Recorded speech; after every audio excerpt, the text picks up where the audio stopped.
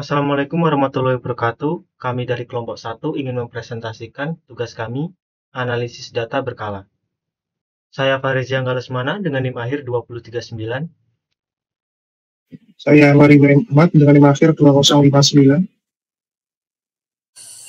Saya Tino Rifki Andrian Laksmana dengan NIM akhir 2003. Saya Aulia Zara dengan NIM akhir 2026. Saya Wafia Ramaning Tias dengan NIM akhir 283. Di sini kita bisa melihat grafik batang yang menunjukkan jumlah unit penjualan mobil di Indonesia dari bulan Maret 2023 hingga Februari 2024. Next. Di slide ketiga ini ada jumlah penjualan mobil di Indonesia pada bulan Maret 2023 hingga Februari 2024. Di sini kita bisa melihat penjualan per bulan selama 1 tahun. Data ini akan menjadi dasar untuk kita melakukan peramalan atau forecasting penjualan menggunakan metode rata-rata semi. Di slide keempat ini, kita memasuki proses perhitungan menggunakan metode rata-rata semi. Pertama, data penjualan kita bagi menjadi 2 kelompok yang jumlah bulannya sama besar, yaitu masing-masing 6 bulan. Kelompok pertama dari Maret sampai Agustus 2023, kalau dijumlahkan hasilnya 494.000 unit. Lalu dibagi 6 hasilnya 82.333 unit. Ini kita sebut sebagai rata-rata semi kelompok 1 atau Y rata-rata 1. Kelompok kedua dari September 2023 sampai Februari 2024, totalnya 470.200 dibagi 6 jadi 78.367 unit. Ini adalah rata-rata semi kelompok 2 atau Y rata-rata 2. Selanjutnya kita akan mencari titik tengah untuk masing-masing kelompok, yaitu dengan rumus X sama dengan periode awal ditambahkan dengan periode akhir lalu dibagi 2. Untuk kelompok 1 didapatkan hasil sebesar 3,5. Untuk kelompok 2 didapatkan hasil sebesar 9,5, di mana X merupakan periode waktu yang digunakan. X1 adalah titik tengah dari kelompok 1, 6 bulan pertama, dan X2 adalah titik tengah dari kelompok 2, 6 bulan terakhir. Di sini kita akan menghitung gradien B dan konstanta A. B sama dengan Y bar 2 atau rata-rata kelompok 2, dan Y bar 1 atau rata-rata kelompok 1, dibagi dengan X2 atau titik tengah kelompok 2 dan X1 atau titik tengah kelompok 1. B sama dengan 78.367 dikurangi 82.333 dibagi dengan 9,5 dikurangi 3,5. Maka B sama dengan minus 661. Gunakan salah satu titik untuk mencari nilai A. Menggunakan rumus peramalan Y sama dengan A ditambah B dikali X, di mana Y sama dengan nilai penjualan atau nilai penjualan yang diamati atau diprediksi untuk suatu periode. Y sama dengan A ditambah B dikali X, 82.333 sama dengan A, ditambah negatif 661 dikali 3,5. A sama dengan 82.333 ditambah 2.314, maka A sama dengan 84.647. Selanjutnya yaitu peramalan dengan metode rata-rata semi. Maka untuk peramalan pada bulan Maret 2024 yaitu dengan Y sama dengan A plus B dikali dengan X. Y 13 sama dengan 84.647 ditambah min 661 dikali dengan 13 sama dengan 84.647 dikurangi 8.593 memperoleh hasil 76.050. Jadi peramalan untuk bulan ke-13 atau bulan Maret 2024 adalah sekitar 76.050 unit.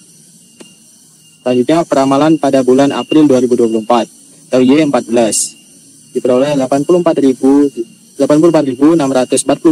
ditambah minus 661 dikali 14 sama dengan 75.393. Jadi peramalan untuk bulan ke-14 atau bulan April 2024 adalah sekitar 75.393 unit. Selanjutnya peramalan pada bulan Mei 2024 atau Y15 yaitu 84.647 ditambah minus 661 dikali 15 sama dengan 74.732. Jadi peramalan untuk bulan ke-15 atau bulan Mei 2024 adalah sekitar 74.732 unit. Next. Nah, setelah menghitung penjualan rata-rata, kita akan mendapat grafik sebagai berikut. Next. Selanjutnya ada tabel tingkat kesalahan. Dalam tabel ini, kita dapat lihat ada nilai aktual, kemudian nilai ramalan. Nilai ramalan ini dihitung dari rumus yang sudah didapatkan tadi, yaitu Y sama dengan A dikurangi B dikali dengan X. Kemudian ada selisih antara nilai aktual dan nilai ramalan. Kemudian selisih absolut nilai aktual dengan nilai ramalan. Selain itu ada nilai aktual dikurangi nilai ramalan, dipangkatkan dengan 2.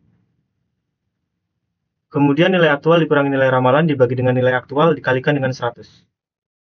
Next. Setelah itu kita hitung MAD, yaitu Mean Absolute Deviation. MAD ini biasanya menggunakan median, namun dalam konteks peramalan, MAD ini sama dengan MEA. Artinya rumus yang didapat adalah rata-rata selisih dari nilai aktual dikurangi dengan peramalan. Jadi MAD sama dengan 17.014 ditambah 24.425 ditambah 564 ditambah 597 ditambah 842 ditambah 8.219 ditambah 120 ditambah 941 ditambah 5.702 ditambah 7.263 ditambah 7.776 ditambah 6.015. Kemudian dibagi dengan N-nya adalah 12, hasilnya adalah 6.623,16666. Jadi nilai MAD dapat dibulatkan sekitar 6.623,17. Next. Nah, kemudian ada MEA, Mean Absolute Error. Tadi sudah dijelaskan kalau MEA dan MAD itu dalam peramalan itu sama. Alhasil, rumus yang didapatkan pun sama, yaitu rata-rata dari selisih antara nilai aktual dengan nilai peramalan. Dengan hasilnya sama juga, yaitu 6.623,17. Selanjutnya yaitu MSE atau Mean Squared Error, di mana di sini kita menghitung rata-rata kuadrat dari selisih antara nilai aktual dan nilai prediksi yang tadi. Rumusnya yaitu sigma NT sama dengan 1 YT min Y bar T kuadrat dibagi N, di mana YT itu merupakan nilai aktual pada waktu ke T, Y bar T itu nilai prediksi pada waktu ke T, lalu N itu merupakan jumlah total data yang menghasilkan 94.816.878. Jadi nilai MSE-nya sekitar itu. Next. Yang kedua yaitu root mean squared error, di mana ini versi akar dari MSE itu tadi. Ini digunakan untuk mengukur besar kesalahan dalam model prediksi, tapi menggunakan data asli. Nah, di sini hasil dari MSE itu kita akarkan. Jadi tadi kan sudah didapat hasil yaitu 94.816.878. Itu kita akarkan dan menghasilkan 9.737,39 yang dibulatkan menjadi 9.737,4. Next. Yang terakhir yaitu mean absolute percent error atau MAPE, di mana MAPE ini mempunyai rumus sigma NT sama dengan 1 YT min Y bar T dibagi YT dikalikan 100% dan menghasilkan angka 8,858 yang dibulatkan menjadi 8,86%. Kemudian ada referensi. Nah, referensi data yang kami dapatkan itu dari idxchannel.com.